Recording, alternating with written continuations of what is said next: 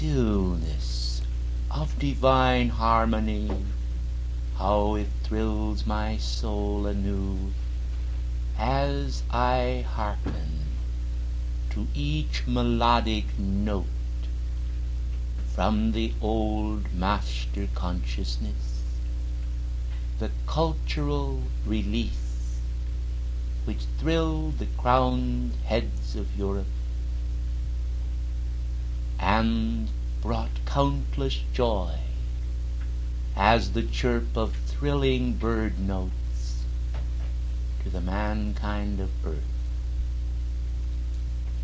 As in the age-old link between Maeterlinck and the great philosophy which he brought, as the age-old link between Sanctus Germanus, that holy brother to the earth, I feel that the tender thread of contact, as beloved El Moria so beautifully puts it, is indeed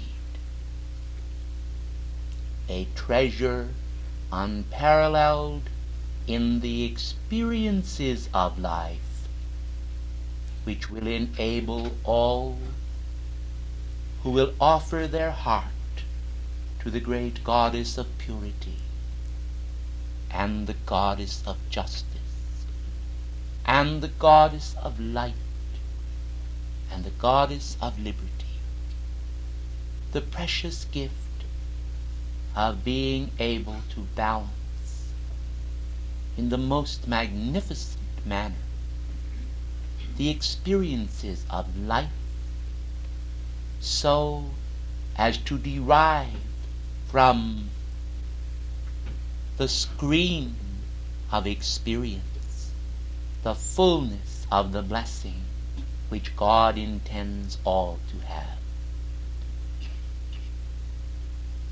I come to you tonight in the tenderness of a mother's love, in awareness of the power of the infinite harmony of the spheres to stir the souls of men as never before, in sweet awareness of the meaning of harmony. I would implement tonight the beautiful expression of beloved Holy Amethyst of this afternoon and call to the attention of mankind the great blessing to be derived from the manifestation of cosmic harmony. Precious ones of the light of God that never fails, when harmony is maintained in the feeling world, it is a blessing, an unparalleled release of God's energy into the matrix of right thought. And when discord is released upon the screen of life, it is a tearing and a searing of the soul in those thorny, crucifying experiences stemming from the root of hate and hate creations. I ponder now the magnificent beauty of the mind of Saint Germain, his cultural achievements, and the offering of his mellifluous heart.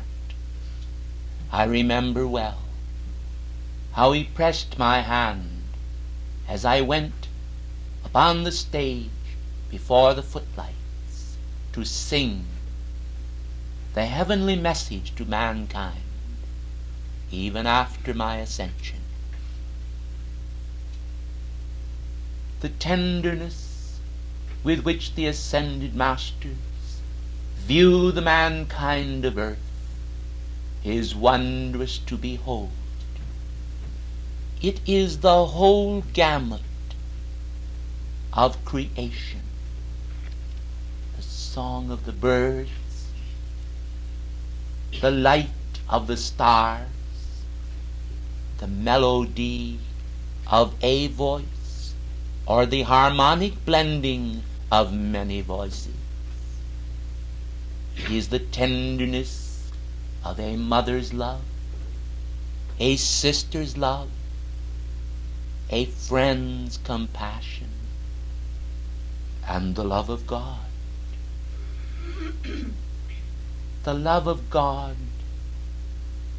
at times is like a humming of the loom. The kindness of his thoughts, the gentle pressures of his holiness, pour forth in a gentle blending, a tempering to the spirit of man, a compassion that would draw forth the soul of man, as Arthur drew forth the sword Excalibur.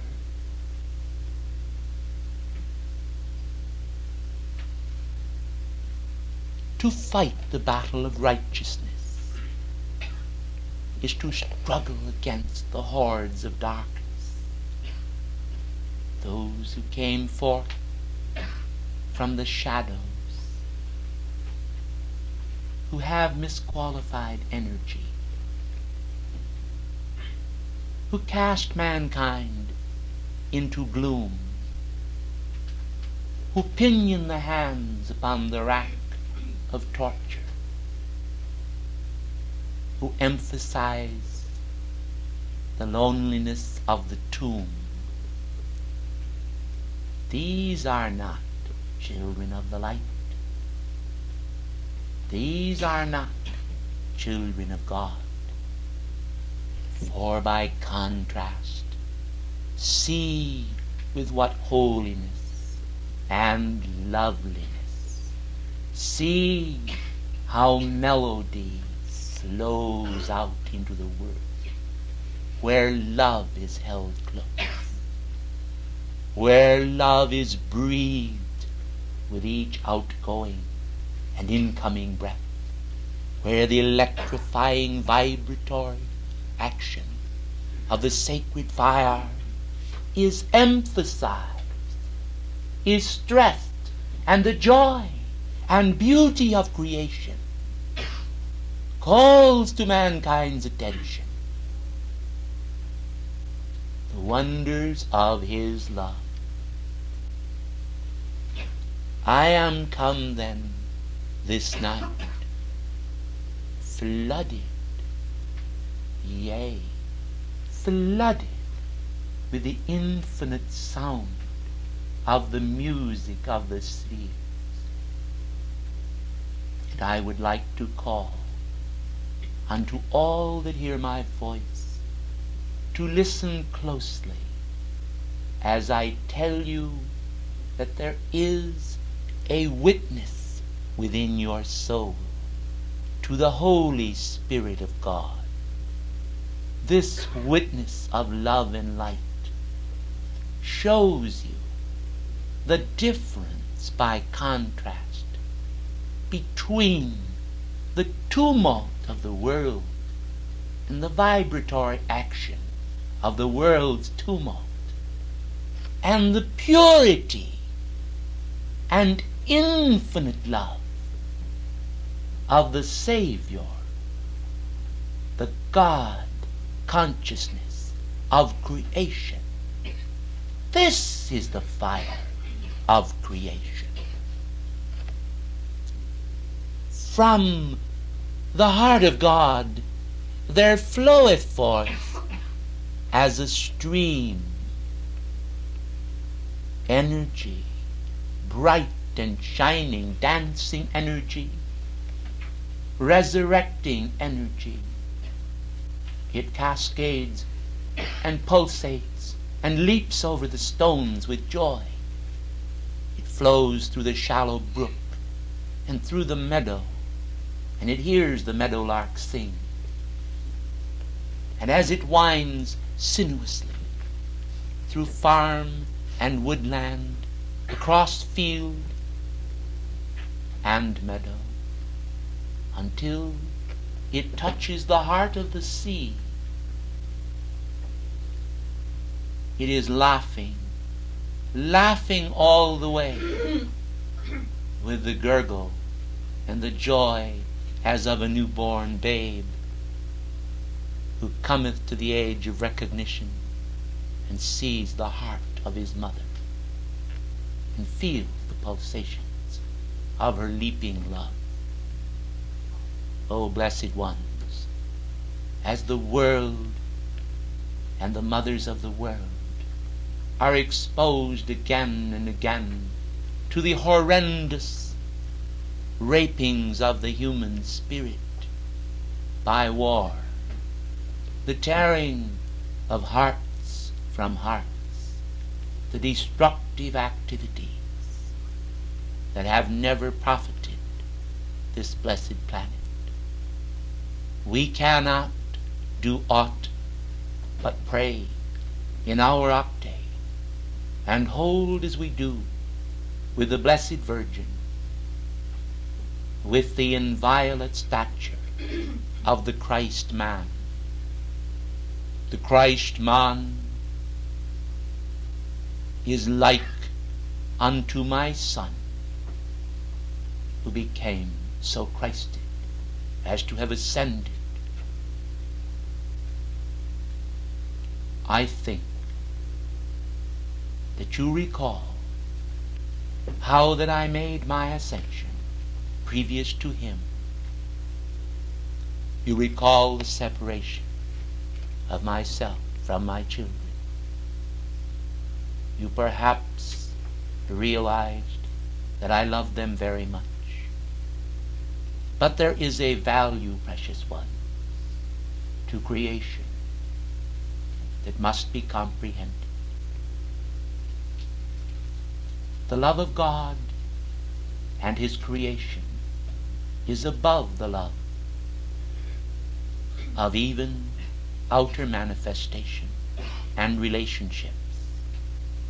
And thus the Master Jesus said, if any man will come after me, he must forsake father, mother, brother, sister, yea, and his own life too, that he may be my disciple. The disciplines of the Spirit are very great and very wonderful. But we would not be selfish in our manifestation. We would not be selfish in our thought. It is not then for ourselves that we seek joy alone, but we seek joy that we may give joy. For there is a joy in givingness that exceeds all joy in gettingness, and brings the blessings of release to the soul when it has a need to know the meaning of sacrifice without pain. To part with that which is very dear to one's heart for the sake of holy causes is very old in the annals of heaven. It is recorded concerning other planets and systems of worlds, of how avatars and ascended ones are born because of the givingness of themselves unto the Father. O precious ones, they say even exchange is no robbery. But how uneven is the exchange when a man gives of his pittance to the Father and receives the allness thereof. the allness of God, the allness of his great heart, the purity of his light and his love. And I am releasing tonight the strands of holy purity.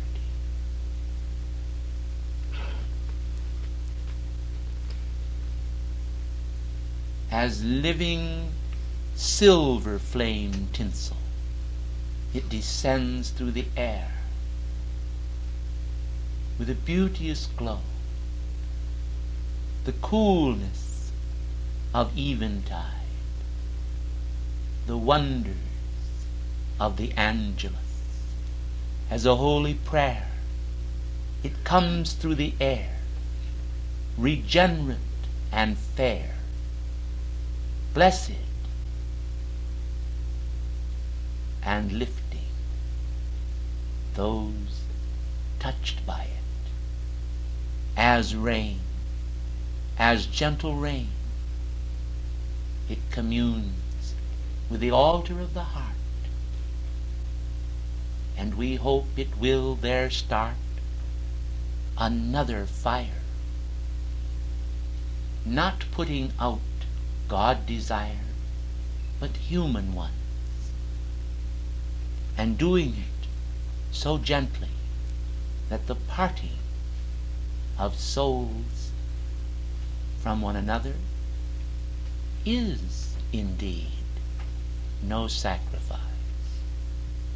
For nothing can be lost of that which thou givest to me, O my Father. None of them are lost. I thank thee that thou hast saved them all, save that one whose deeds of necessity fulfilled the Scriptures, for they cannot be broken.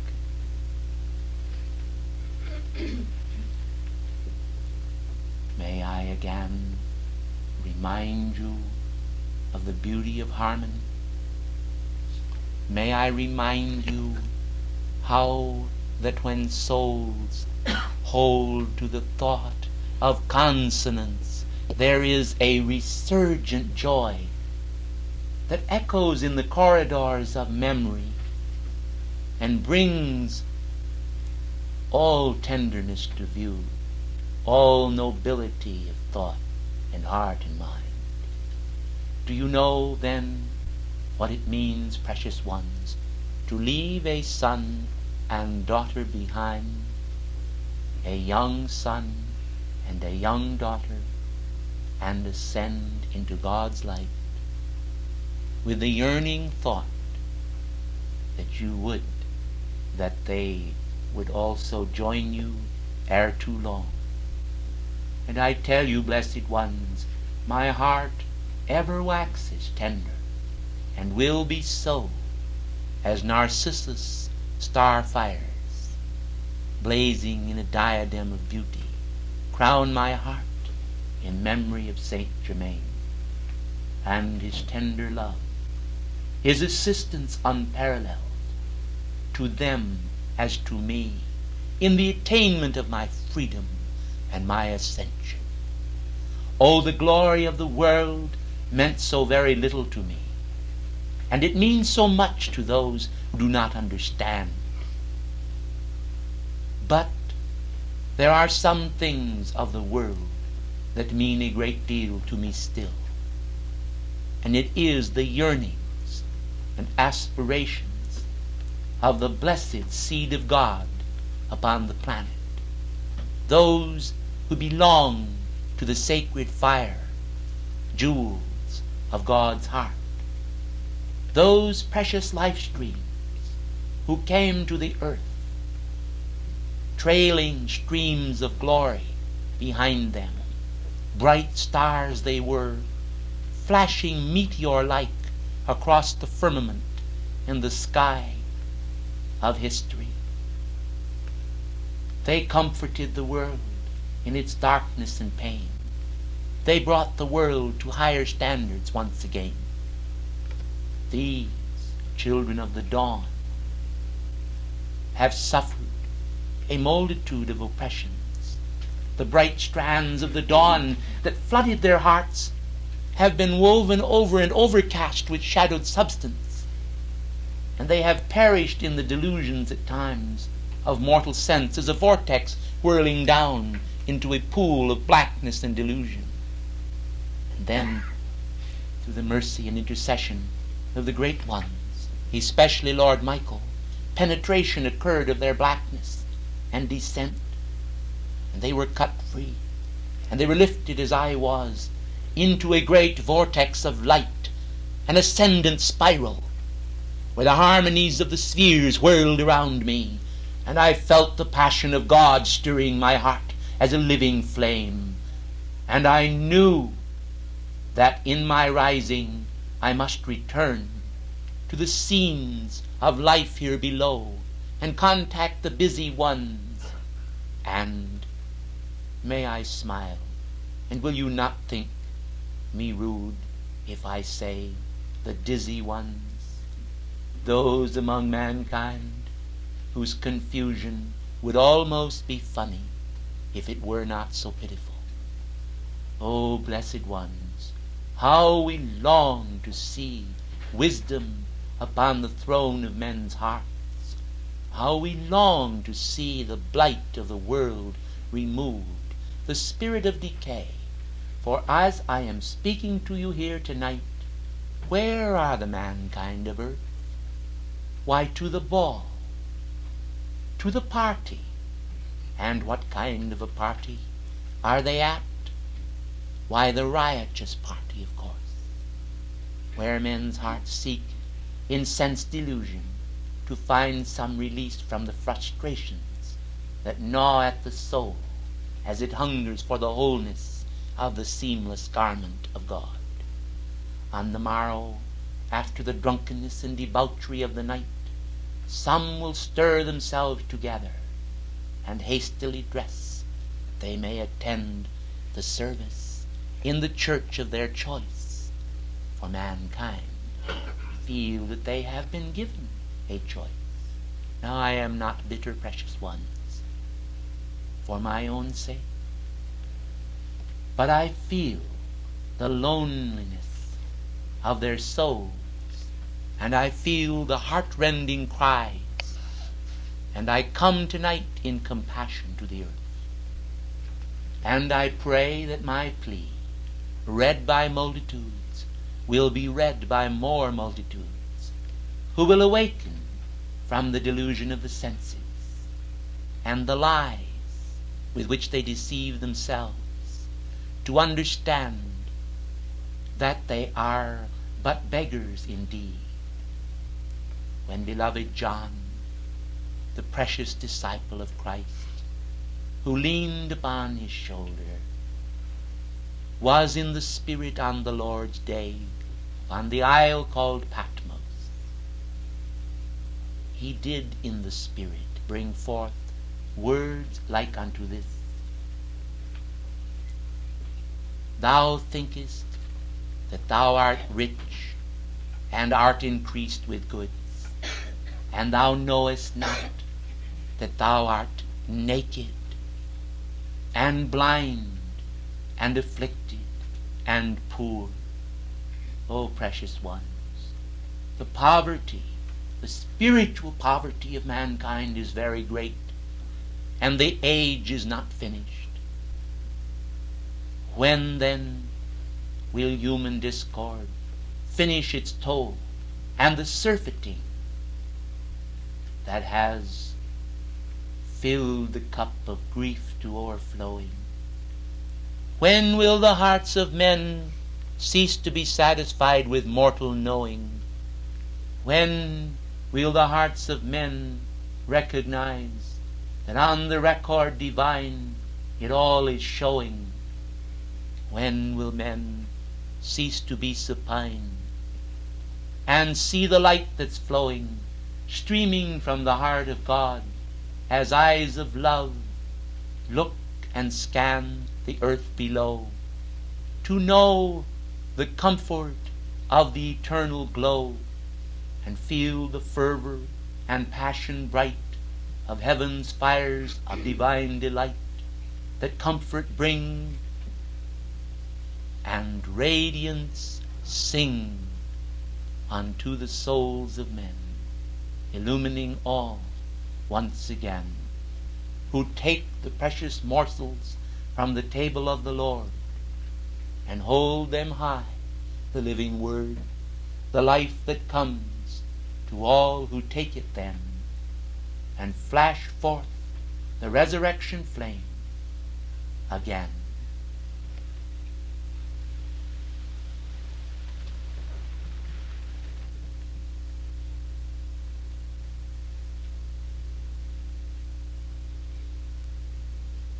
O Saint Germain,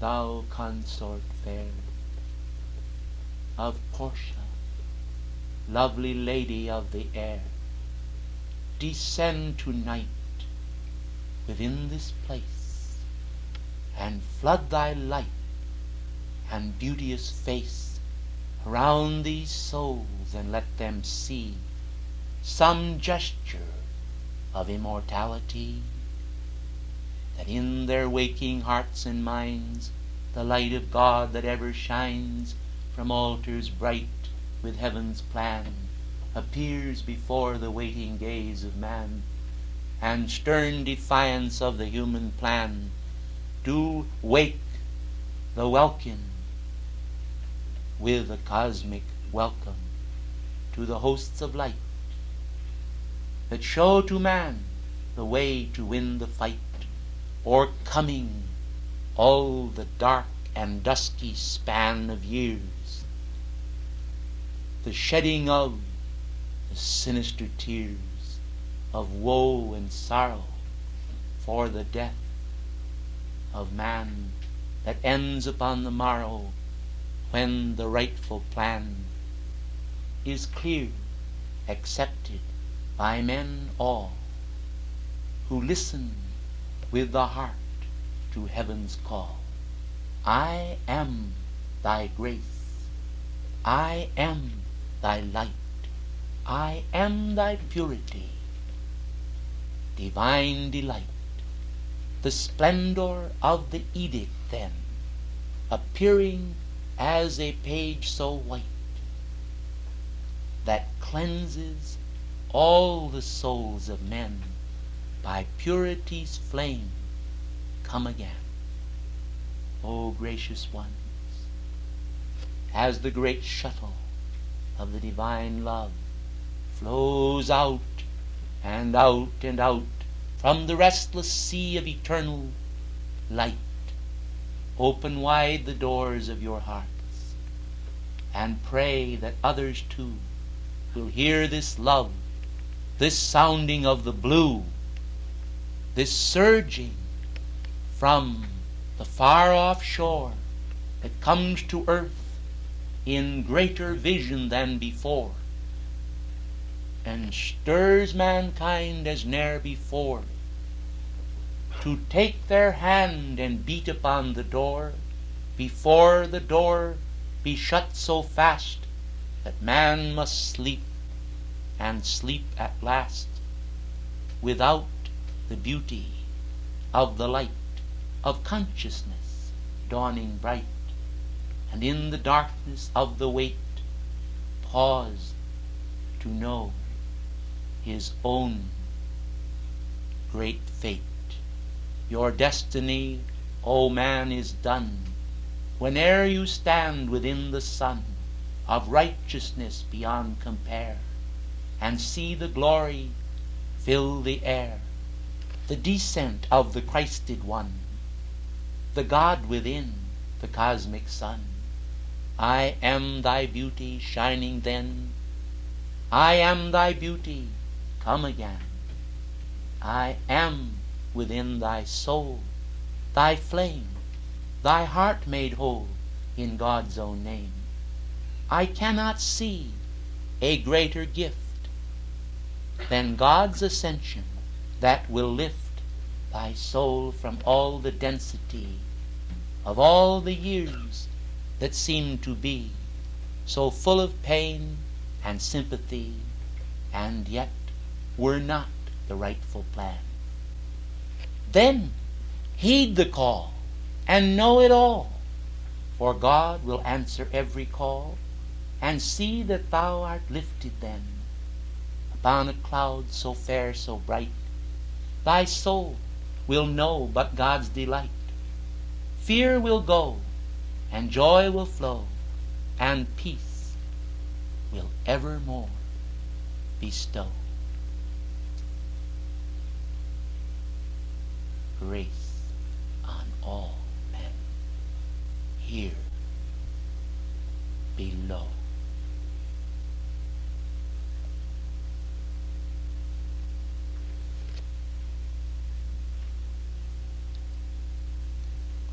Gloria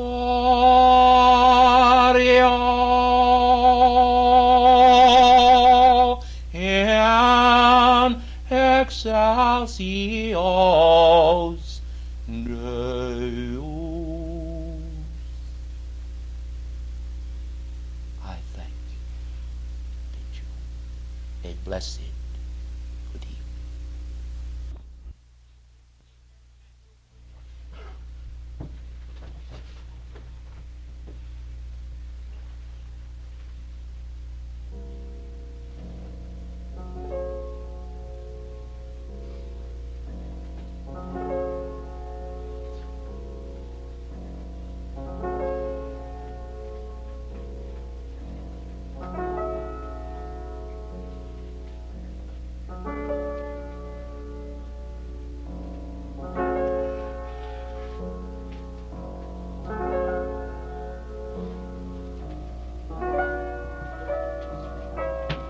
The Ascended Master Saint Germain wishes to pay tribute to the prima donna Nada Rayborn.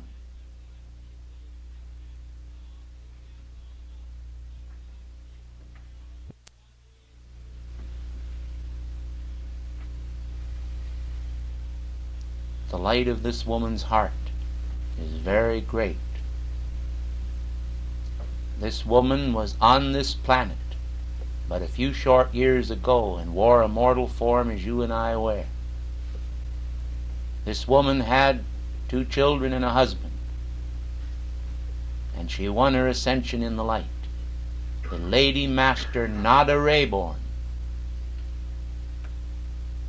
in the name prophetic in a way of the fact that she was born of the divine ray, a Son of God, in feminine form. I want to tell you in closing this service that I have never seen a more beautiful spirit, a more ethereal radiance, a greater power, a greater measure of culture than I perceived in Nada Rayborn, although I admit that I perhaps did not have as good a view of other masters. I do not mean to belittle any other masters now, understand this clearly. I merely mean that she held as great a glory as any, and she held and holds a tremendous contact with this earth, and a great yearning fills her soul to see the world changed. I think that our resolve and determination to change human foolishness and to be alert to those that bring human discord should be very great. The one thing she said to me before she began to speak, she was communing with me when I was seated in the chair, was that she hoped she could in some way touch the hearts of men as though she were touching a stringed instrument, and could show them how they can detect that God's Spirit is always peaceable, gentle, easy to be entreated, and loving. And the spirit of man, the human creation, is many times so brutal, so harsh to one another, so unforgiving. May we emulate this wonderful spirit of Nada Rayborn, a true cultural genius of spiritual graces. I ask you to forgive me, for I could not anticlimax her, nor would I. Every word I say, I beg her pardon, and yet it is a tribute to her. And I must do it, lest my soul burst, because I must tell her how much I love her also. I thank you.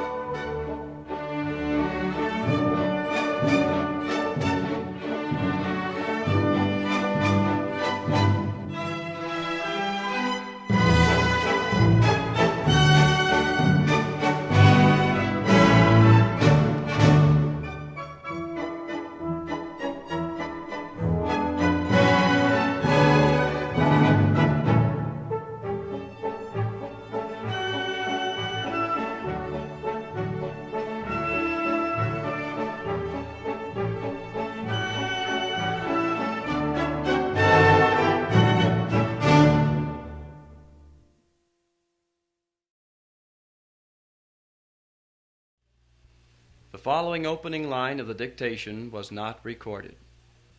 Hail, O mankind of earth! I am come this day. Come this day with the full power of the Elohim, and the full power of the archangels, and the full power of the cosmic masters, to bring the joyous annunciation of the triumph of the ascended and risen Jesus Christ, and the victory of every individual who by obedience have learned the precepts of God, which have raised them and resurrected them from those dark states of consciousness which are no part of the divine reality. Hail, O mankind of earth! Hail, thou cohorts of freedom and victory! I am come then this afternoon to espouse among you the attunement of spirituality, as mankind are prone to do, especially those concerned with harmony and harmonics. They see to it that the strings of their musical instruments, whether they be harps, pianos, violins, cellos, or other instruments of a string nature, are attuned according to the best of their ability to that degree of resonance and perfect pitch whereby the harmony of the orchestration becomes apparent in the various instruments flooding together their own spirit of unity. I call then to your attention that the student body throughout the world ought to understand in a greater measure the importance of cosmic attunement with the ascended masters as they release their various substances of personal as well as universal Christ radiation into the force field of the individual.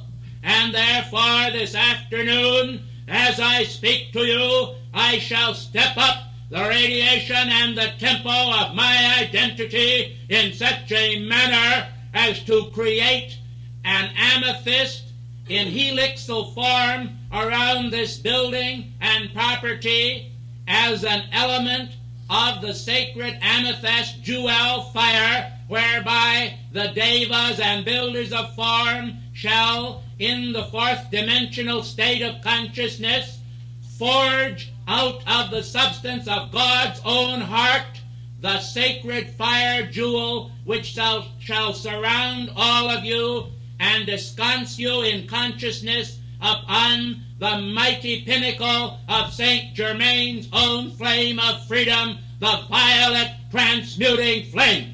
And therefore, as I blaze forth that substance this afternoon into your worlds, I think it shall prove to be a most effective mediation whereby your souls will gain stature in the eyes of God, and the instruction which I blaze forth together with my radiation will cause you to understand the consummate intelligence of God which flows forth in his radiation, whether it be from an archangel, an archai, or a cosmic being, or even from a so-called ordinary ascended master, or one so esteemed by mankind. Let me call to your attention that there is no difference in the higher octaves of light, for we are not seeking for glory from mankind, but to receive and to disseminate the glory of God, giving then that energy which was first given to us unto mankind, charged with the cosmic Christ intelligence of the universe. Returning then in consciousness to the wonderful idea of attunement, I have specifically called upon the violet flame angels of my beloved cohort and co-worker, Archangel Zadkiel, to see to it that this specific momentum of the sacred fire jewel is established and anchored here around you during the time of my release of radiation and worded instruction, so that you will feel no outside pressure or interference, but will be able to receive the pure intelligence of Almighty God, and let his intelligence and wisdom sink down deeply into your consciousness and flood forth the light as of 10,000 suns in your midst, that blazing light which shall cause you to feel freer than ever before as you accept the pressure of this release and radiation.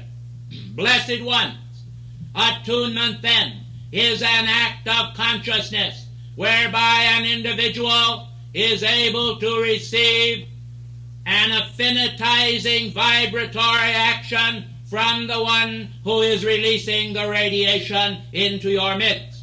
In order then to derive the greatest satisfaction from this release, I urge you to enter in consciousness somewhat to the best of your ability into the marvelous power of freedom which I am releasing this afternoon. Your freedom, precious ones, is derived from the sacred fire from God's own heart, and is the self-same release of freedom and the radiation thereof that floods forth to every cosmic master and ascended being, that comes forth through them and is of them, and is no part of human consciousness or that particular specific momentum of vibratory action which mankind have for so long abode in, which is not the power of freedom. Now then, as I release the stepped-up consciousness of an archetype into your midst, I call to you and to your Holy Christ self. I call to your attention that I have also called to you, that the human itself may come under the direction of the higher mental body or your Holy Christ self. And I call to your mighty I Am presence for the full release of the substance of the sacred fire into your world, that shall cut you free from every strand of vibratory communication between those negative elements of your own world and those of the worlds of others. I call then to the full authority of the universe from out the great central sun to flood forth the light of 10,000 suns from the heart of mighty Arcturus and from those of our cosmic band. Won't you please be seated? For I am specifically trying to create, blessed ones, a particular atmosphere which I will call your attention requires a freedom from movement in order to establish as much as possible the specific action which I wish to carry out. I urge you, therefore, that you shall, as much as possible, remain fixed and still in your consciousness as well as in your physical body, so that you may derive the greatest satisfaction from the release which I am attempting to effect. Precious ones, you little dream of the momentum of the sacred fire which Almighty God has deigned to release, sometimes to those who by reason of conduct are scarcely worthy of a glance. And yet because of the infinite love of God which is poured out, God does bestow upon the just and the unjust upon the wise and beneficent, and upon the ignorant. Simultaneously, the latter rain from on high. Therefore, I say, the momentum which I am releasing today is designed to cut you free from the vibratory action of planetary effluvia, that substance which has kept you bound for so long that you are many times unable to raise your consciousness to assist the great ones by the giving forth of decrees, simply because you suffer and experience physical fatigue, which ought to have no power whatsoever over your world, because the light of God that never fails will respond on the instant to the call. The call, precious ones, always compels the answer. And when mankind are devoted to the light with their whole heart, that call will be answered by Almighty God. The intruding substance of human creation that hangs as a heavy gray veil between mankind's hearts and the heart of God does sometimes dilute the precipitated ray, whereby there is filtering through the fog of human accumulation a mere iridescent glow, whereas it ought to be a biting and penetrating ray that blazes forth and cuts through human creation and releases that substance which can be a great momentum of assistance to every life stream on earth. Precious ones, have you thought of the fact that you are a touchstone of cosmic achievement, one to whom is given the responsibility of disseminating the healing ray of Almighty God to this planet?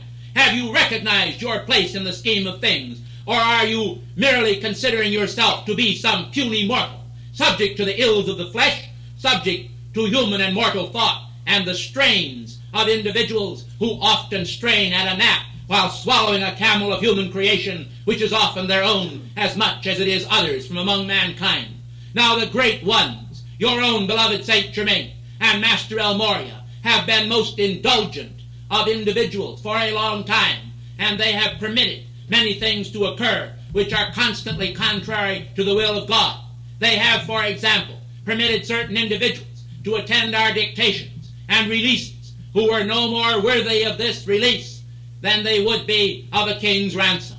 Yet I say to each and every one of you, this is an act of Kuan Yin, the goddess of mercy, as she floods forth her great flame of mercy through the ascended masters and cosmic beings. Yet because of the solemnity of the present hour, because of the peril of the earth, and because of the tremendous action of the light which is to take place, whereby the freedom of God is established upon the planetary body, it will be necessary, I tell you, to cause some individuals who have played with God as though he were a toy to be banned from the ascended master's dictations by the authority of these messengers. And therefore the Karmic Board has granted unto these messengers the full authority to elect, to ban, and bar at all times any individual who will not give the proper attention to their attendance at these services, so that they can build a momentum of sacred fire jewels radiance within themselves, whereby they can be a part of the great life wave toward perfection as it sweeps up through the ascended master student body and crests to the light of God that never fails, that it may receive the crested jewel upon the wave of being, and may not merely be a vibratory individual who vibrates one moment according to the plan of the world and the next minute according to the plan of God, vacillating then between that which we might call cold and that which we might call hot, and therefore being nothing more than lukewarm. Let it be done then that they who will be lukewarm and will be neither hot nor cold be spewed out of the mouth of the elect, so that they will have no part with them until such a time as they have raised their own standard of perfection according to the ascended master ideals. I thank God that I am not chastising any of you who are present here, nor am I chastising any among mankind, but I am simply raising the standard of perfection before mankind, that they may realize that which is before them. Do you think, precious ones, that it is an easy task to stand before a body such as this and receive the power and momentum of a dictation such as I am giving to you? I think not. I think you will understand, even the most dense of you, that this is not an easy task, but is one requiring tremendous discipline of spirit and tremendous preparation, whereby an individual life stream is subject to all manners of vilification before mankind by those who cannot understand the light that is being released any more than they can understand the contrast between a penny candle and the sun of even pressure, or the sun of this system of worlds. Therefore, precious ones, I call to your attention that we are giving a more than ordinary support to these messengers, and we pray that you will also do likewise, recognizing the pressures under which they work, the tremendous responsibility which they have, and all of the factors involved, I think that you will want to do more than you have ever done in the past. For I tell you, there rests upon them a responsibility for this age, which if they are able to bear, will bring about a renaissance of great beauty upon the planetary body, which will itself, as you assist them, record automatically to your own life stream as virtue and perfection, externalized in the name of God, for the freedom of all mankind and for the purification of the planetary body. Is it not worthy, then, that mankind should understand how that they ought not to vilify, how that they ought not to tear down, how that they ought not to assassinate the character of those who stand in the Jesus Christ perfect radiance of the light in their hearts and in the light of their being? They cannot be, precious ones, more than you will let them become on the outer. For many times they are subject to the imperfections projected at them by individuals who do not understand their mission or the purposes for which they were sent to earth, to serve in the light of God that never fails, to call together and summon the elect from the four quarters of the world by the electrifying power of the Holy Spirit, by the communion of saints, by the consecration of the ascended Master's ideals, by the power of the great white brotherhood, by the light of God that never fails, by the victory of America, by the freedom for the earth, by the power of St. Germain's flame of freedom, by beloved ascended Master Moriel's great will for God good, by all the power of light and light's perfection in the entire planetary chain, and by the supreme obedience and allegiance to the great central sun messengers and beloved holy Sanat Kumara. And now I shall permit you to stand, for that is accomplished, for which I intended to release this afternoon the great light of God. Stand therefore in honor and triumph to the great Sanat Kumara as he sweeps through this room with the great light of 10,000 suns and the blazing radiance of his beautiful twin ray, the beloved Lady Master Venus.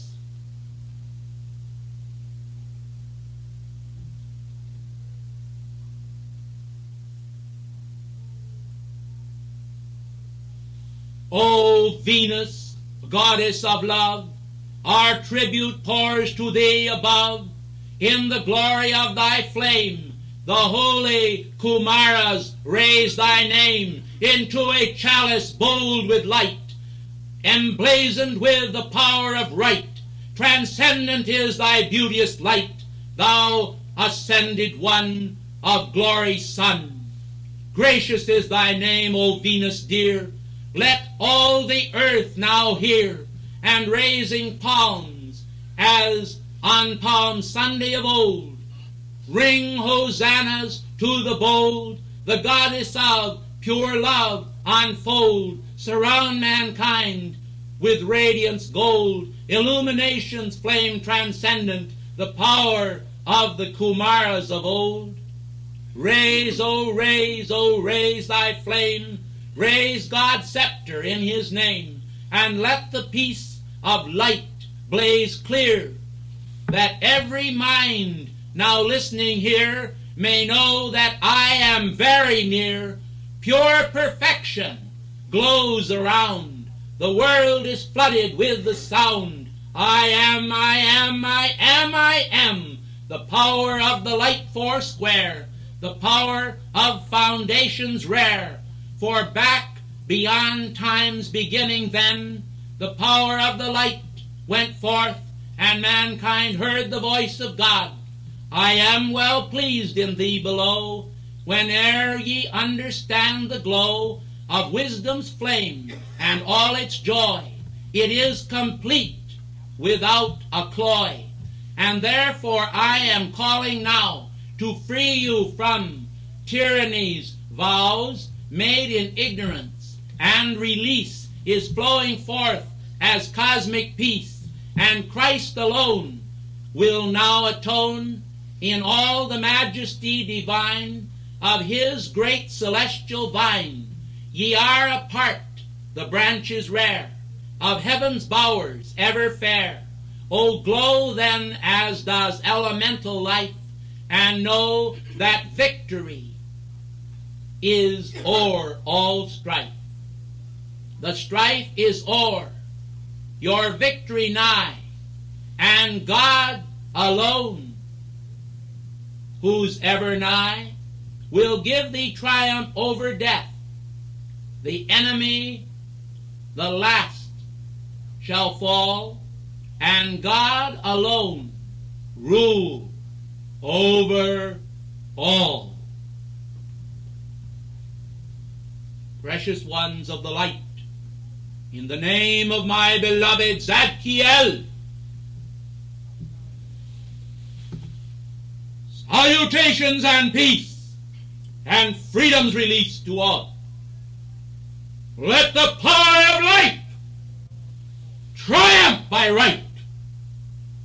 Let the power of God be established by his rod. I am the law. I thank you and bid you good afternoon.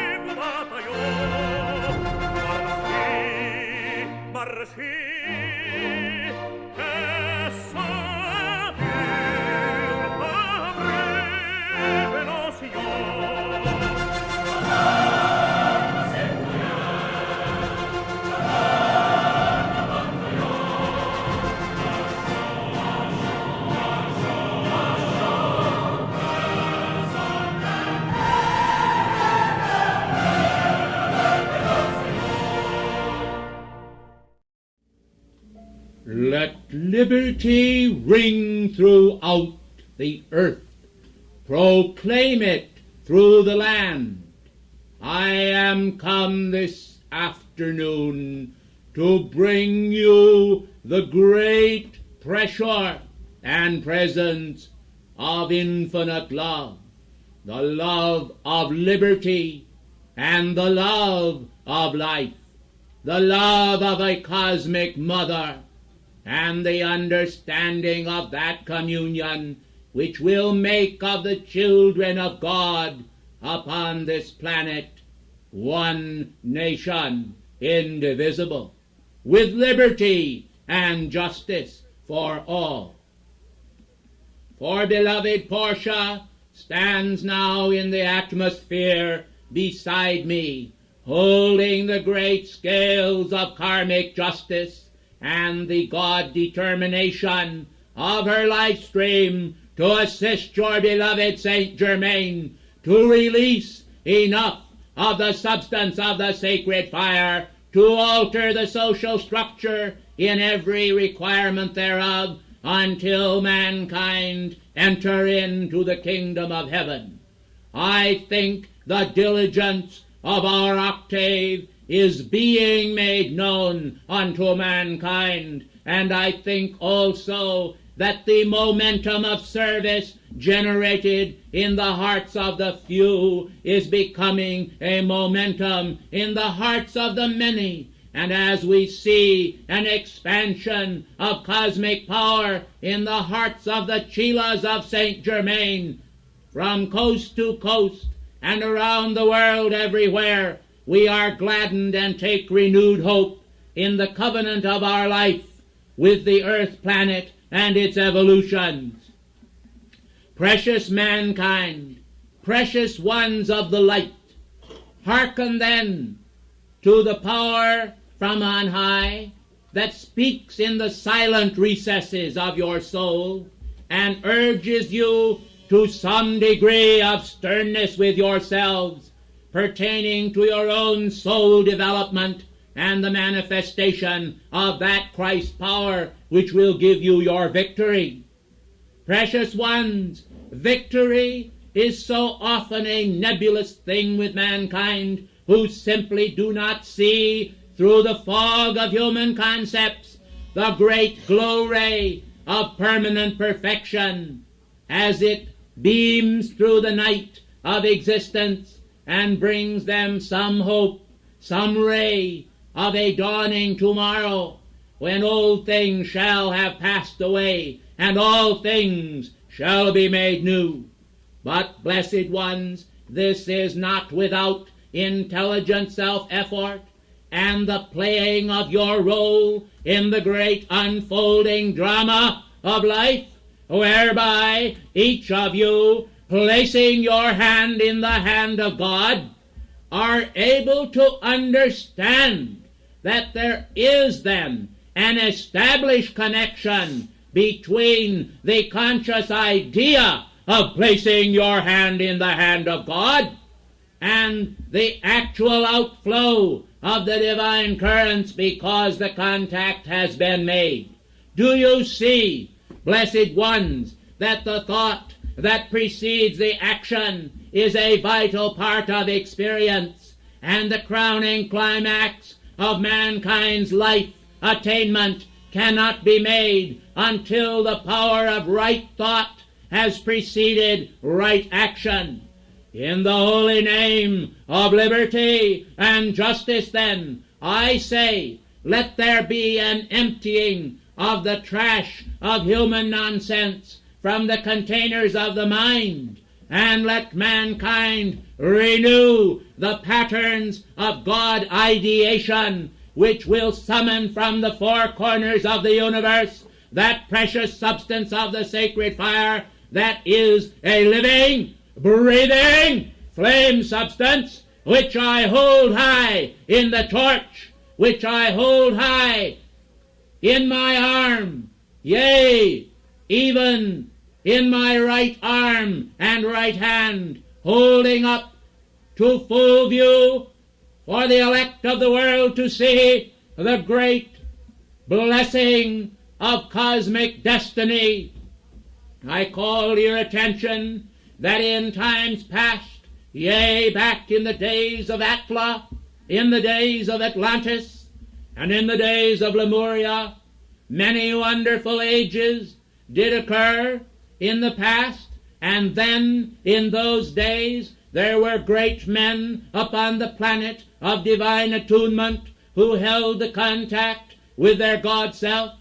There is then in the symbolism as outpictured in my statue a very basic idea, but one which mankind could well elect to emulate, and that is the holding high of the banner of righteousness as a symbol of the sacred fire, the fire of Job, which releases then through Prometheus unbound the very concepts of vital cosmic Christ illumined intelligence that will make this nation great under God and the banner of his divine authority.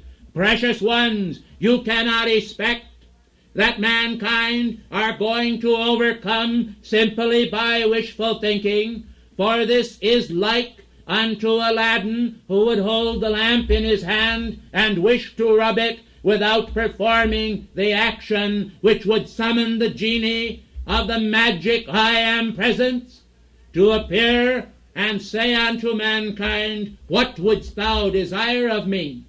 But the reverse, precious ones, is necessary. Mankind must turn their attention to their own mighty I am presence, and then rub the lamp of golden illumination which that presence of life bestows upon them, and they must offer themselves unto the God presence as servants of God, and elect to do his holy will, that the great energies of God may descend and make them their own genies, whereby through the power of intelligent self-help mankind learn the lesson of how to be a god or goddess. It is not the will of God, precious ones, that you should drift as a chip upon the waves of identity and consciousness. It is not the will of God that you should be a pawn for other men to push around upon the chessboards of life. It is not the will of God that this nation should be helter-skelter in its concepts, but that there should be a fashioning of noble ideals disseminated from high places in this land and throughout the world, and received also above all from on high, where the great fires of life are bringing forth new concepts and new ideas as worlds without end. Precious ones, mankind have so frequently stereotyped themselves. They have copied their own mistakes from past ages.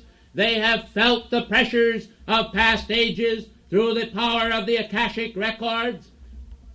And because mankind have turned their attention upon the psychic energies of the world, they have drawn forth from Pandora's box those old recalcitrant and unregenerative substances which are the contaminating influences of the present age. I call your attention then that to lift the banner of liberty high, man must forsake that which has caused spiritual blindness through the ages, and placing their hand in the hand of God, nestle it there as though it belonged there forever, and know that in that contact with the sacred fire, which is the energy of God, there is accomplished for each life stream the great and beautiful act of establishing perfection in an individual life by divine decree. You see, precious ones, it is almost impossible for nothing to act in man's world, for in every waking moment either there is an action of the wheels of idle thought, whereby man is, so to speak, spinning his dreams of nothingness, or he is actually attuned to something. But the question which ought to seriously be pondered by you, blessed ones, is just what are you putting your attention upon? Just what are you interested in becoming? Are you interested in becoming more man-like or more God-like? It is up to you to decide, and choose ye this day whom ye will serve. You cannot expect these choices to be made for you by another, but you must be willing to accept the great cosmic pressures of existence, that the fire of God may light your eyes, and the fire of God may expand in your heart, that the fire of God may inspire your brains and consciousness with the holy images and tracings of the great divine light. Then I think the fires of home will also attract you, and you will decide that your journey ought to begin anew. You ought to return unto your Father's house, to the house of peace, that you might go out no more into this storied existence where pomp and pomposity, where pride and prejudice take their toll of mankind's four lower bodies, and human discord and the powers of generation are themselves the bane of mankind's existence through misuse. Lift up your eyes then, lift up your consciousness, accept the power of regeneration, accept the power of the divine fire, accept the power which God desires to infuse you with, and know and be that which God is. For it is up to you to lift the thought as on wings of light, and to know that where the thought is, there you are. Therefore stand fast this day in the mighty powers of the spiritual light from on high, the generative powers of God, the regenerative powers of God, and make all things new by light and by devotion. I speak then today upon the substance of devotion, drawn forth into your emotional body as a mighty current from divine oceans, the oceans of space, where are anchored great circles and suns of cosmic light, worlds regenerated long ago by the power of God, inhabited by celestial beings, and creatures of such wonder as to make mankind's present puny state seem to be a mere manifestation ant-like and decaying in the sand. O mankind of earth, Why will you build then your castles upon the sand, that the waves of human emotion and discord will sweep over them and destroy your handiwork, when you can well put your noble energies to work by harnessing the power of noble ideals already in existence in the higher strata of cosmos and waiting your taking to manifest here below? O mankind of earth, when I ponder upon the wasted idle hours, when I ponder upon the tremendous pressures of misdirected energies, I am minded almost to turn my back and lower my lamp and say, I will retreat to a house of peace, far from this planet.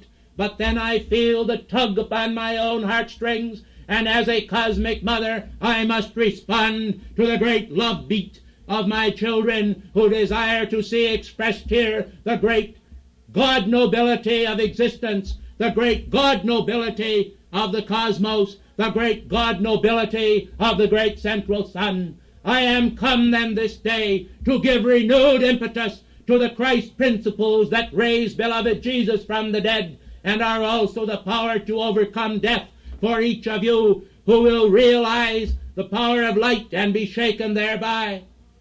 Oh, if you knew, precious ones, the great effort and requirements for us to come and manifest in this manner to you, you would pay greater reverence to the opportunities which are given to you to hear these dictations and be blessed with the radiation from our octaves of light. But unfortunately, the strata of human consciousness, as it is, does exist then all the way down the ladder to the lowest echelons of human consciousness, to those wondrous celestial realms just below the ascended state, where mankind are waiting to be released from this mortal coil, that they might at last feel the great power of eternity surging through their whole form, surging through their flesh form, and giving them the eternal blessing of the ascension in the light. To enter our octave, then, is a great gift. I wonder if you realize just what an assistance I am giving to you this afternoon to that end and for that purpose, in the words of the beloved Christ. To this end was I born, and for this cause came I into the world. Do you know, precious ones, the meaning of your coming? Do you know the meaning of your striving? Do you know the meaning of your energy and your devotion? Well, I think if you will ponder this afternoon to a greater degree upon my words, and will attune with your own mighty I Am presence, you will feel the great surging love from the ascended host, a driving, blazing love that surges forth to bring mankind the spirit of victory that overcomes the world. Do you know, precious ones, death was never, ever in the consciousness of God? And it is so recorded in your scriptures, saying, my soul hath no pleasure in the death of the wicked. And it is also recorded, the day that thou eatest thereof thou shalt die. Therefore mankind were given to understand in the noble beginning that they should so walk in the Edenic consciousness and maintain the status quo of the divine mind, that they should never descend to the level of partaking of any part of life which would not be the perfection of the higher octaves. They were forbidden then to eat of the one tree of the knowledge of good and evil, whilst being given the opportunity to eat of every other tree in the garden, for all the creation was good, and the Lord God was the light of that garden, and he walked with man in the cool of the day, and bestowed upon them the gifts of comfort and peace. Now then, to renew the ancient covenant, I urge you to lift your consciousness yet higher. Won't you please be seated? There is peril, as the great divine director releases in his current pearl of wisdom, hanging over America and the world as the sword of Damocles. I urge mankind then to summon anew a vigorous and proper attack upon the forces of evil entrenched within their own world. For until your own world is free, How can you actually be the channel for the purest light of God to flow? And yet I assure you this day, you need not wait to balance all your karmic energy that you have sent forth in discord in past times, for God is accepting a sincere heart of faith in lieu of that energy. And while it is true that the law cannot be set aside, yet insofar as the pursuit of the kingdom and its happiness in realms of service, I assure you this day, those of you who will make that God determination to stand with the forces of liberty will be given that divine assistance which will cut you free from the strands of past karmic ties until you will be able to accept the full pressure of the great flaming God reality, the victory of the ascended Jesus Christ in your own life. Ladies and gentlemen, when the tumult dies down, when the shouting dies down, it is the silent, slow service of divine love, quickened then into action by divine grace, that counts. It is that silent service rendered, precious ones, from moment to moment. And I do not here mean to imply that your decrees are not vital, for they are, and that assistance is unparalleled. But I refer to the times when you are not together as you go about your appointed rounds. For then, too, in the silent being of man, in his great interior cathedral of selfhood, he can render that cosmic service which is unparalleled to the earth, and will assist mankind as never before to hold up and uphold the torch of liberty for the earth. In the name of cosmic motherhood, in the name of the cosmic resurrection, in the name of cosmic liberty, I take my leave of you, impressing upon you all in your inner being from my heart the love press of life that will give you your victory if you will accept it. I thank you and bid you good afternoon.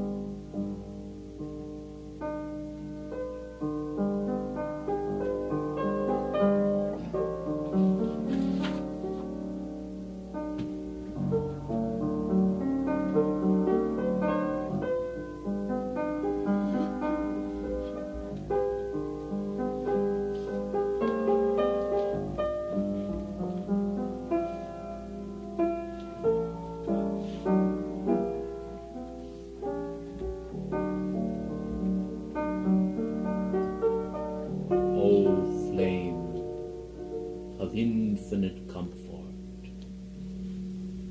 come forth now within the temples of mankind's heart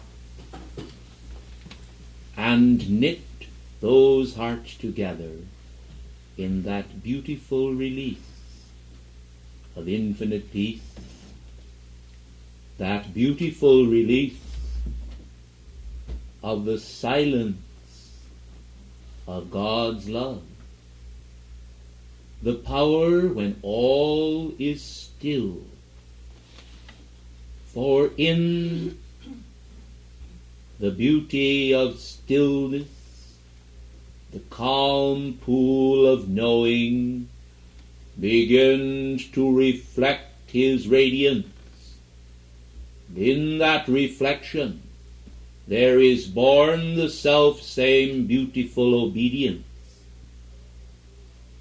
which elemental life manifested when it received the impetus of the Holy Spirit and directed by the ancient covenants, went forth to accomplish the beauty of creation. The miracle solemnized by the archetypal manifestations of God is indeed beautiful to behold, manifesting at inner levels. I think also, although mankind have corrupted much of the pristine beauty of creation through wrong thought and feeling, that the remnant of that creation also holds a beauty, although somewhat faded as an ancient painting from the original design. The cracks and flaws, the hardened pigments occasioned by mankind's hardness of heart has taken its toll, and I think the canvas does then not fully manifest the original beauty of the cosmic creation of God. But that which is within, that light within the heart of the children of God, is beautiful to behold, for although it may seem to be to thee but as a candle in the midst of billions of feet of shallow darkness, the light of that candle is very great when thou considerest it, for it is the essence of thy life, and the meaning of that life is thine to discover. The miracle then of life is in the flashing forth of beauty upon the screen thereof, when the curtain goes up and mankind behold the solemn purposes. Their hearts leap then from the banal consciousness of bondage into the wondrous spirit of liberty, and the pulsations of liberty's flame consecrate mankind to holy purpose. Wedded then to holy purpose, mankind seek constantly to please the beloved, and the flame of life flashes forth in right conduct, right speech, right thought, and the reflected image which resembles the purity of the original design. Oh, how intricate are the weavings, precious ones! And I think if mankind could behold each strand as it is placed in the garment of being, they would realize more fully how important is the placing of each thread in completing the pattern as God intends. Now I recall how that a very poor young lad, embodied in France long ago, sometime after the passing of Jeanne d'Arc, did offer unto a poor widow and her sick child a loaf of bread, which was all the substance that he had left. And he did not reserve so much as a crumb of it for himself. And this child went into a great cathedral to pray, having offered this gift unto the woman, who joyously accepted it as a gift from the angels. It came to pass, as he went into the cathedral to pray, that the angels of God came and comforted him. And there was given unto him a holy vision. And he saw the land of Palestine, and the multitudes gathered upon the hillsides, and to him the great ritual drama of the Christ in his Sermon on the Mount became a living thing before the advent of motion pictures, and before mankind possessed the power to recreate in imagination these designs from the Akashic records. To this boy by angelic hands was given this great and precious gift of witnessing in faithful representation every act concerning the Master Jesus in his full delivery of the Sermon on the Mount. Blessed are the poor in spirit. Blessed are the pure in heart. The ringing tones of the Master were heard from him in fluent French, his own native tongue. And his heart was gladdened by the miracle of God's love. And this young lad felt no pangs of pity for himself because he was an hungered, and he rejoiced in the opportunity of having been the donor of some grace to a part of life. What a different message this is, precious ones, to that sorrow which occupies the mind of some, who in base self-pity do feel that their lot is not a happy one, whereas God has given to them a scale of opportunity whereby they may rise from the sands of the present upon the desert or seeming desert of self, and find that at the command from on high the land burst forth into blossoms, and the rose and the essence and the perfume and the flowers and the magic of light and loveliness kindles the desert with blossoms, and the dust mingles therewith, and all is God's light, a sea billowing with angelic form, a sea of splendor that, like the flowers of the grass, will ultimately pass from the screen of life, but not from the screen of consciousness. For as a field of wheat waving in the wind, as the living wheat which the disciples took and did eat as they passed through the wheat fields, so in the blessed memory of mankind, recreation and the power to create is a thing of beauty and a joy forever. In the divine imagery, in the divine image, men awaken to a dream of immortality and its reality. In the divine image and the image of consecration, the fires of Almighty God are banked upon the shores of man's consciousness. And mankind, coming then to a new land of self to discover, find their freedom in the I am race consciousness. America we love you.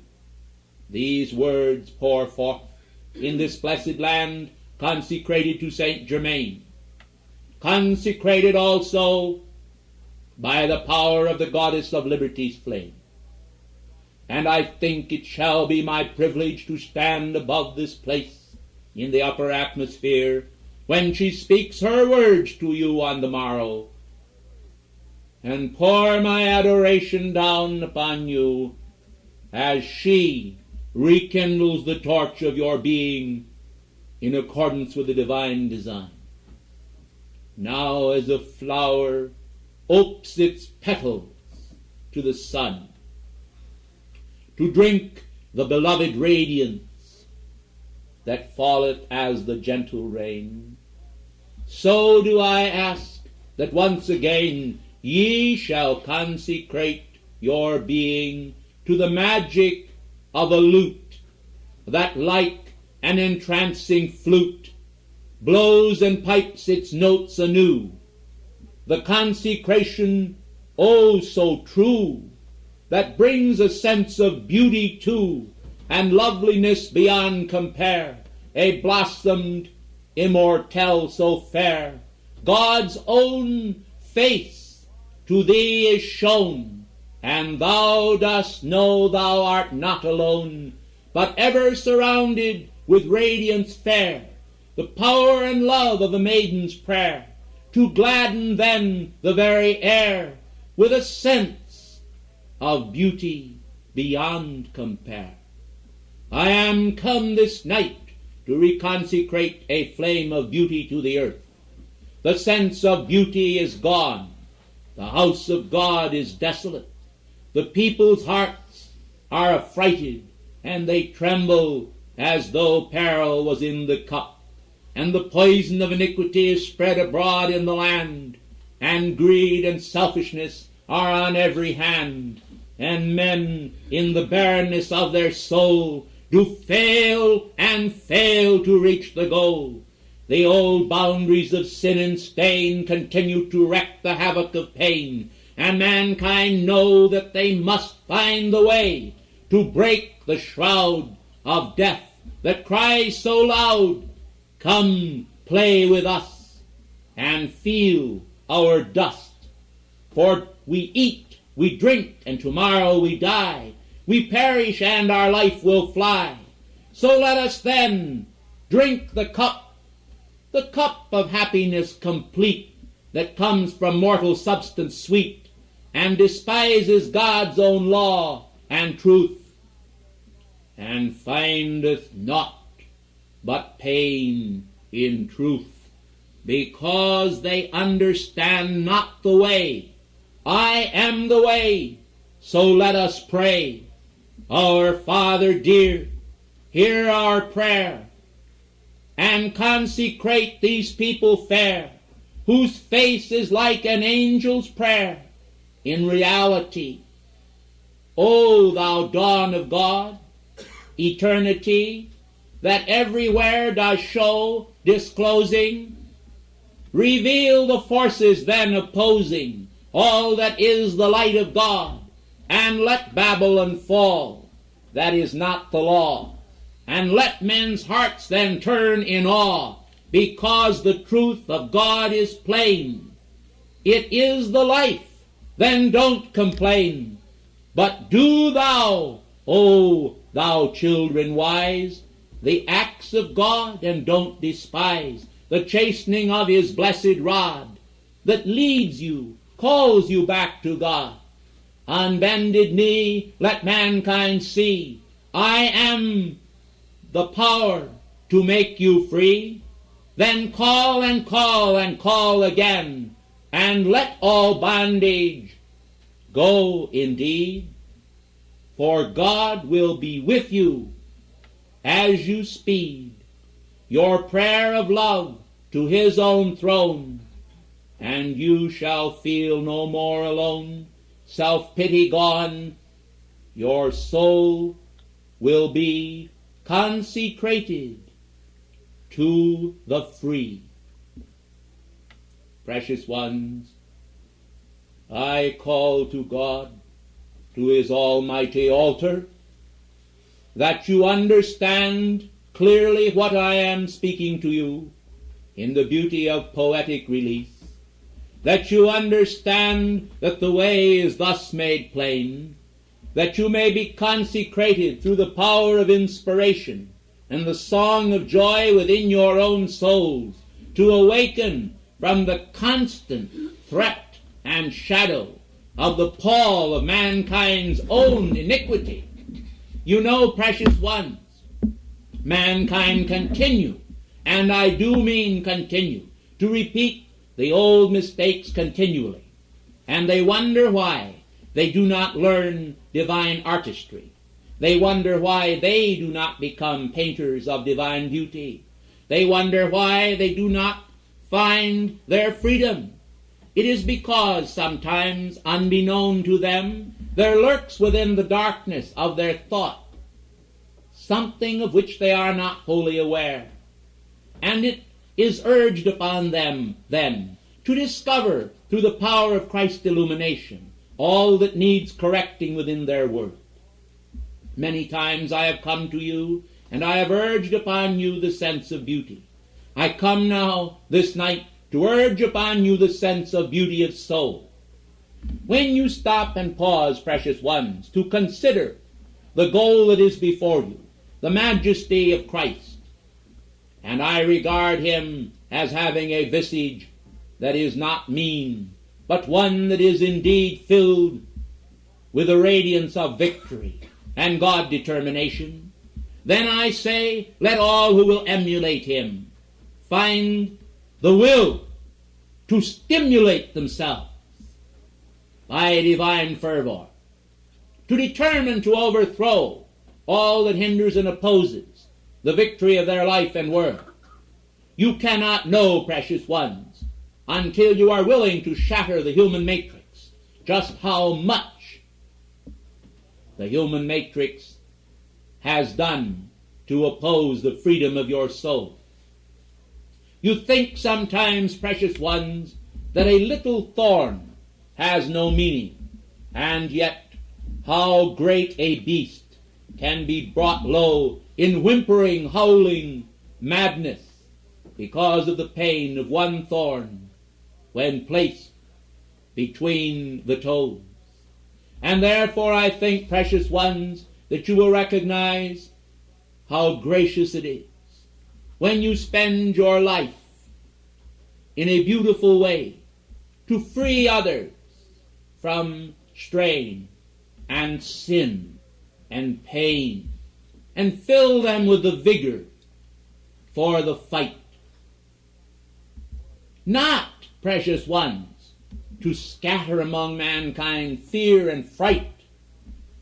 It is so easy for tumult to be spread abroad in the land, and for fear to appear on every hand. And then I think that if he could, Almighty God would shed a tear. But because his perfection is so clear, he holds the soul and doth revere all that is his divine plan, the plan of God for every man. O precious ones, listen, and listen clearly, for I have been told by an angel who had the boldness to speak that the bells of heaven shall ring this night, and can be heard audibly by those who have the courage to lift high their ear. In the upper atmosphere, right here, the joy bells of the Lord are ringing clear, a sound of joy and peace will be heard then throughout the world by the power of God's word. His word is consecrated within you. It is beautiful. It is lovely. It is a joy forever. Listen then. Listen to the sound of the angels. Listen to the crescendos of their harps of gold. Listen to the anthem of the ages. Listen to the anthem of the free. Hear it echoing from the depths of eternity. As I am speaking to you, this beauty is pouring out all around you. It is like a series of lights that glow. It is like welcome fires here below. That which comes from above the plain. The truth that lives as Christ shall reign within thy heart, where I am free. The power to know is given to thee. Will ye then remain all bound, when by God's law and holy sound the tone of Om resounding then is like a prayer, a great Amen. The angels' voices in the air do now make music everywhere, and life Edenic then is born. 'Tis like the beauty of a cosmic morn, when the birds do sing and joy bells ring, and freedom maketh all a king. O God, let thy kingdom fair now appear to every heart. Let the eyes of the heart expand. Let the eyes of the soul understand. And let that darkness that has covered the land be broken. The iron band, shatter it now in God's own name. I say, let all claim that victory that God would have descend upon the souls of men. O blessed ones, awake, awake, and feel the beauty for God's sake, for he has given his all to thee, that thou mayest breathe his air so free, and know that I am liberty. Thy flame is flashing in the air. That flame is heavenly joy so rare. Oh, take it now and to the light bow, and feel that God is ever thou. Ladies and gentlemen, in the name of liberty's holy flame,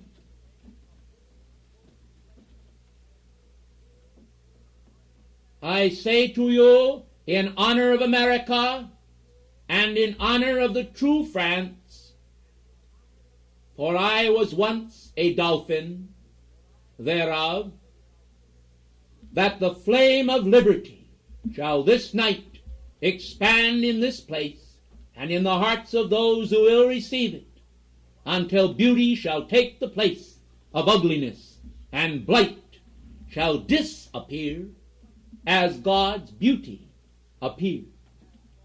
So go and do thou likewise. In God's holy name I am, and for the sake of the prayer of the Master Jesus,